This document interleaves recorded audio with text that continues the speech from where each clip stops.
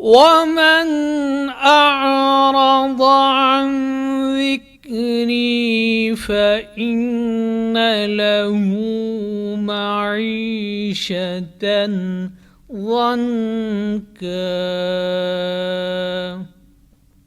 اسلامی مالیات ایک ایسا پروگرام جس میں آپ جان سکیں گے اسلامی مالیات کے اسرار و رموز، تاریخ، نظریہ اور عملی مسائل اور ان کا حل۔ اسلامی مالیات جناب محمد ایوب کے ساتھ، پروڈیوسر ندا نعیم، پیشکش رفا انسٹیٹیوٹ آف میڈیا سائنسز۔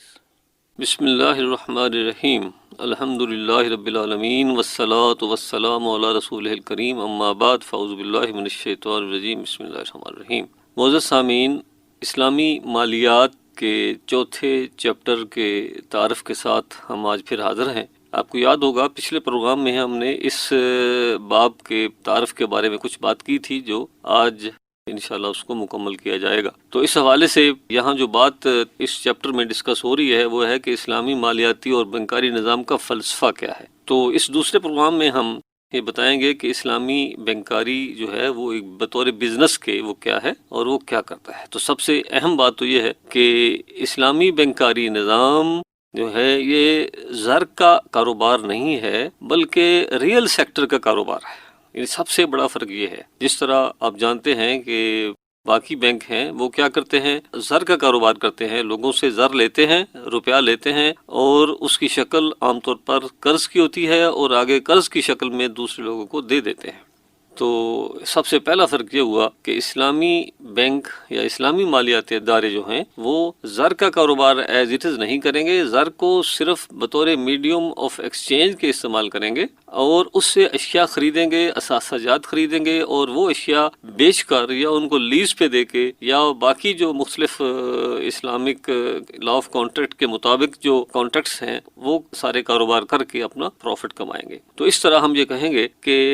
اسلامی بینکاری اور مالکاری کس چیز کا نام ہے؟ ریئل سیکٹر بزنس کا نام، جو ایسے ادارے کرتے ہیں جو کچھ لوگوں سے پیسے لیتے ہیں اور بزنس اور دوسرے ضرورت مند لوگوں کو وہ دیتے ہیں، اور اس کی بنیاد کیا ہوتی ہے؟ وہ کچھ ایسے کانٹریکٹس ہیں جو کہ اسلامک لا آف کانٹریکٹ میں بیان کر دیے گئے ہیں۔ اس میں سب سے اہم آپ جانتے ہیں کہ قرض ہے اور دین یعنی لون اور ڈیٹ، لیکن اس میں اہم ترین بات یہ ہے کہ قرض کو بطور بزنس استعمال نہیں کیا جا سکتا۔ اسی لیے آپ دیکھتے ہیں کہ اسلامک بینک آج کل قرض نہیں دیتے کیونکہ قرض پر کوئی کمائی نہیں کی جا سکتی۔ تو اس طرح یہ مطلب ہوا کہ اگر کوئی بینک یعنی اسلامک بینک قرض کو بطور موڈ استعمال کرتا ہے تو وہ جتنا قرض وہ دے گا اتنا ہی واپس لینا ہوگا، اس پر بالکل کوئی بھی نفع جو ہے وہ حاصل کرنے کا مطلب یہ ہوگا کہ وہ سود میں انوالو ہو رہا ہے۔ البتہ دین جو ہے یعنی ڈیٹ ہے وہ اسلامی بینکاری میں بھی کریٹ ہوتا ہے جس طرح دوسری بینکاری میں۔ وہ کس طرح کہ اگر اسلامک بینک کوئی چیز خرید کے آگے بیچتا ہے تو اس سے جو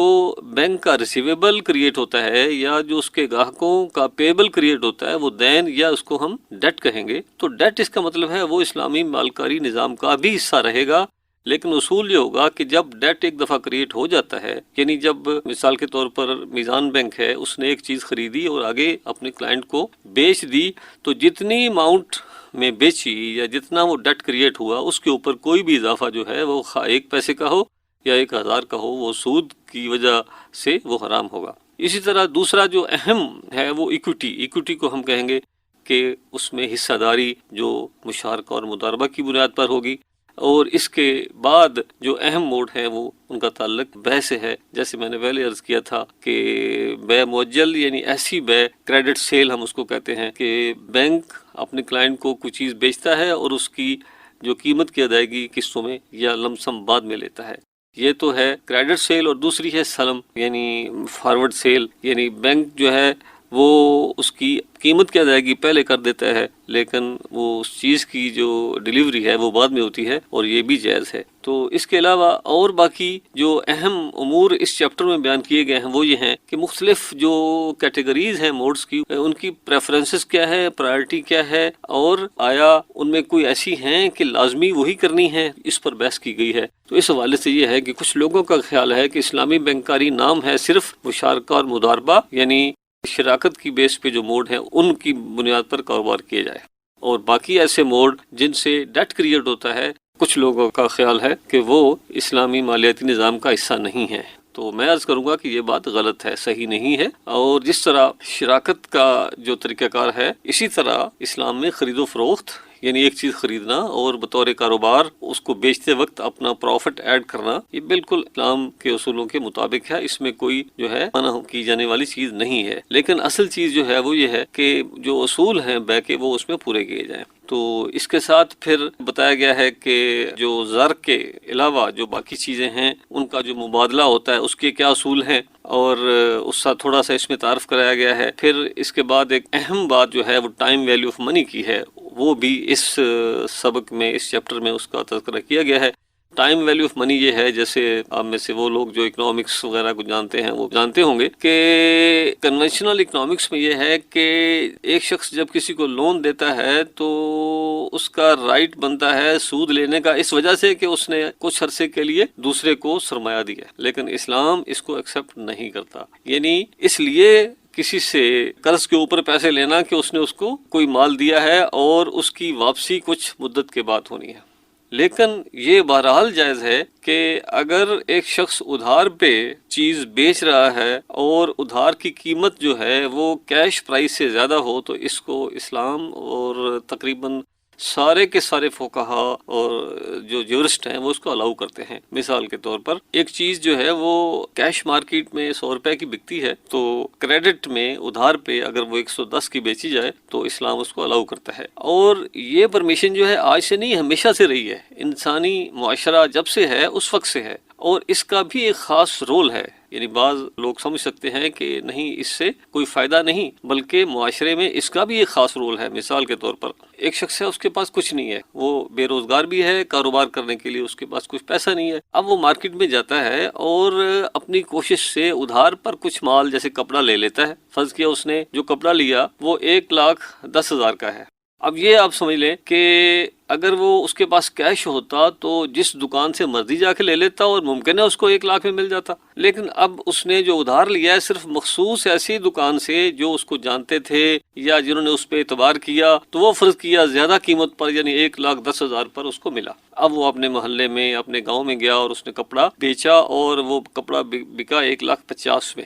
تو اس کا مطلب یہ ہوا کہ 1,10 میں خرید کر اس کو 1,50 میں جو بکا تو 40,000 اس کو پروفٹ ہو گیا۔ اب اس کا کاروبار جو تھا وہ اس طرح وہ چل پڑا۔ اب مطلب یہ ہوا کہ اگر وہ کیش پہ لیتا تو اس کا پروفٹ مارجن زیادہ تھا، یعنی 50,000۔ اب اس نے ادھار پہ خریدا ہے تو اس کا پروفٹ مارجن کتنا ہے؟ 30,000۔ تو مطلب کہنے کا یہ ہے کہ اسلام کا جو طریقہ ہے تجارت کا، اس میں cash and credit price of a commodity جو ہے مختلف ہو سکتی ہیں، اور یہ آپ سب جانتے ہیں کہ مارکیٹ میں زمان اور مکان دونوں ان کی اہمیت ہے، یعنی ٹائم کی بھی اور جگہ کی بھی۔ جیسے آپ اچھی طرح جانتے ہیں کہ سبزیاں، مچھلی اور اس طرح کی چیزیں صبح کے وقت زیادہ مہنگی ہوتی ہیں، شام کو ان کی قیمتیں کم ہو جاتی ہیں۔ اسی طرح ایک علاقہ جو پوش ایریا ہے وہاں ان کی قیمت زیادہ ہے، اور ایک عام میڈیوکر کا ایریا ہے وہاں ان کی قیمت کم ہے۔ تو دوسرے لفظوں میں جو اسلام میں اصول کیا ہے؟ ایک رسک ٹیکنگ کا، ویلیو ایڈیشن کا۔ یہ ویلیو ایڈیشن ہے کہ ایک شخص جو سپر مارکیٹ میں بیٹھا ہے وہ زیادہ کرایہ دے کے بیٹھا ہے، وہ زیادہ مہنگی چیز بیچ رہا ہے،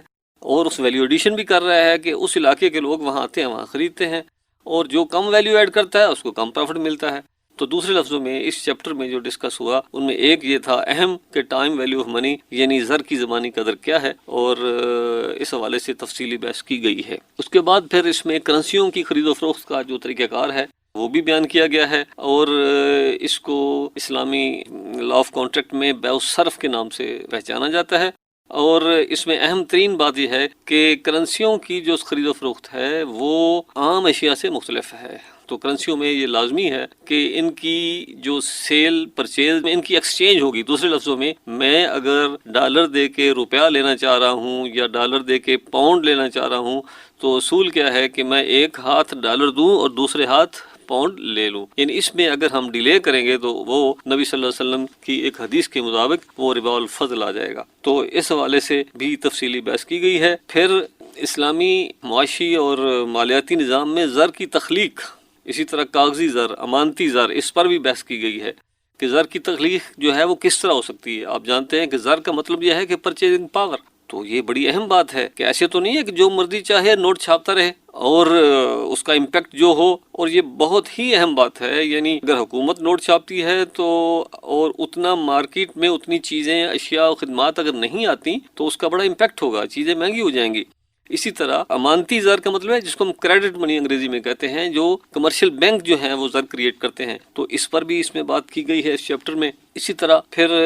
اہم بات جو ہے وہ یہ ہے کہ بعض لوگ کہتے ہیں کہ اسلامی بینکاری جو ہے ایک سوشل سروس کا ڈپارٹمنٹ یا سوشل سروس کا ایک سسٹم ہونا چاہیے، بینکنگ ایک بزنس نہیں ہونا چاہیے. تو اس حوالے سے بات کی گئی ہے کہ نہیں، بینکنگ ایک بزنس ہو سکتا ہے. سوشل رسپانسبلٹی یا چیریٹی یا ایک سسٹم ایسا بنانا کہ غرباء کی یا غریب لوگوں کی مدد ہو، وہ الگ بات ہے، لیکن جو معاشرے کے ایک عام لوگوں سے جن کے پاس تھوڑا ایکسیس سرمایہ ہے، ان سے لے کے ان کو ایسے لوگوں کو دینا جن کو بزنس کی ضرورت ہے، تاکہ آج کے دور میں ان کارپوریٹ سیکٹر کے پاس پیسہ آئے، یہ بطور بزنس جو ہے یہ بھی ہو سکتا ہے. اور جب بزنس ہے تو اس میں وہ اصول یعنی کہ پروفٹ مارجن جو ہے اس کو رکھا جائے گا. اب یہاں ایک بات کچھ لوگ یہ سمجھتے ہیں کہ اسلامک بینکنگ کا مطلب یہ ہے کہ ایک شخص جو کاروبار کرنا چاہتا ہے اس کو اس طرح وہ پیسہ دیں یا ان کی سرمایہ کاری اس طرح کریں، ان کی مالیاتی ہیلپ کریں کہ جتنے پیسے دیں اتنے ہی واپس لیں. تو بھئی یہ تو کاروبار کے لیے تو ممکن نہیں ہے، یہ کہیں بھی ممکن نہیں ہے. ڈیمانڈ اور سپلائی کا جو اصول ہے اس کے تحت یہ ہو نہیں سکتا. تو چنانچہ ہم یہ کہیں گے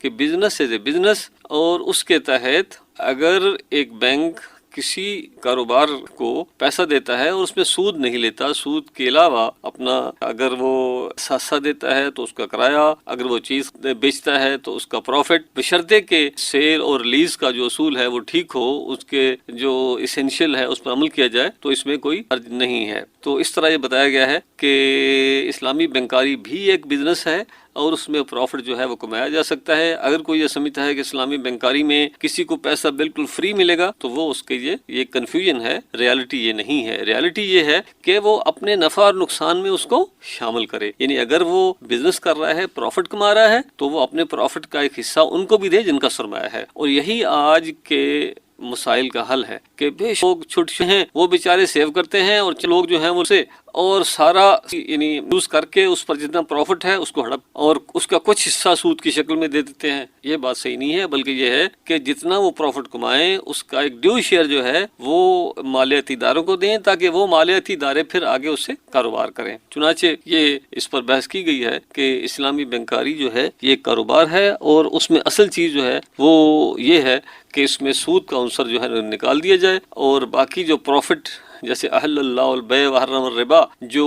بے میں جو پروفٹ ہے اس کی جو لوازمات ہے اس کو پورا کیا جائے، تو پھر اس کے جواز میں کسی کو شک نہیں ہونا چاہیے. اس کے علاوہ جو بات کی گئی ہے وہ ہے اس چیپٹر میں وہ یہ ہے کہ انڈیکسیشن جو ہے وہ اس کی کیا حیثیت ہے. انڈیکسیشن یہ ہے کہ اگر انفلیشن ہوتی ہے، افراط زر ہوتی ہے، اور اس کے سلسلے میں روپے کی قیمت کم ہو جاتی ہے، تو آیا جس نے قرض 100 روپے دیا ہے وہ پھر آیا زیادہ لے سکتا ہے یا نہیں لے سکتا؟ اس حوالے سے جو اجماع سامنے آیا ہے سپریم کورٹ پاکستان کی اور اسی طرح شریعت کورٹ اور even all over the world, جو کنسنسس ڈیولپ ہوا وہ یہ ہے کہ اسلام بیسیکلی ڈفرینشیٹ کرتا ہے کاروبار کو الگ اور کسی کے ساتھ احسان اور نیکی کا معاملہ جو ہے وہ الگ ہے. اگر قرض کیا ہے، قرض کسی کو دینا، اس کا مطلب ہے کہ احسان اور نیکی کی جا رہی ہے، تو اس کو احسان اور نیکی ہی سمجھا جائے. تو یہ کہا جائے اگر کہ جی میں نے آپ کو جو لون دیا ہے اور اس پر اس کی جو پرچیزنگ پاور کم ہوئی ہے اس کا آپ مجھے صلہ دیں، اسلام اس کو ایکسیپٹ نہیں کرتا. اور اس کے لیے پھر اسلام یہ کہتا ہے کہ اگر آپ یہ چاہتے ہیں تو آپ پھر قرض نہ دیں، بلکہ آپ کاروبار کریں، یعنی بزنس یا تو مضاربت پہ آپ پیسہ لگائیں اور اس میں آپ پروفٹ لاس دونوں جو ہیں اس کے ذمہ دار ہوں یا حقدار ہوں، یا پھر آپ کوئی چیز خرید و فروخت کریں. اور یہ کہنا کہ ہم اس طرح کاروبار کریں اور اس طرح دیں کہ قرض دیں اور اس پر جتنی ویلیو کم ہو اتنا زیادہ لیں، تو یہ جو ہے بنیادی طور پر سود کی ڈیفینیشن میں ہی آ جائے گا. تو اس طرح اس چیپٹر میں جو ہے چوتھا چیپٹر اسلامی مالیات کا، وہ جو اسلامی مالکاری اور مالیاتی نظام کا فلسفہ پورا ایز اے ہول مکمل بتایا گیا ہے، اور اس طرح پھر وہ جو پہلا حصہ ہے کتاب کا وہ کمپلیٹ ہو جاتا ہے، اور اس میں جو بنیادی چیزیں ہیں وہ ایک دفعہ بیان کر دی گئی ہیں، اور اس کے بعد پھر باقی جو نیکسٹ کتاب ہے اس میں پھر الگ سے اسلامک لا آف کانٹریکٹ، پھر جو کانٹریکٹس الگ الگ ہیں ان پر اس میں بحث کی گئی ہے۔ تو اس طرح میرا اس میں اس حوالے سے یہ مشورہ ہوگا کہ وہ لوگ جو اس کتاب کا استفادہ کرنا چاہتے ہیں وہ اس چیپٹر کا خاص طور پر مطالعہ فرمائیں، کیونکہ یہ بنیاد ہے، اس کو پڑھے بغیر باقی کتاب کی جو تفہیم ہے وہ مشکل ہوگی۔ اور اس کے ساتھ ہی ہمارا یہ پروگرام آج کا مکمل ہوتا ہے۔ وآخر دعوانا الحمدللہ رب العالمین۔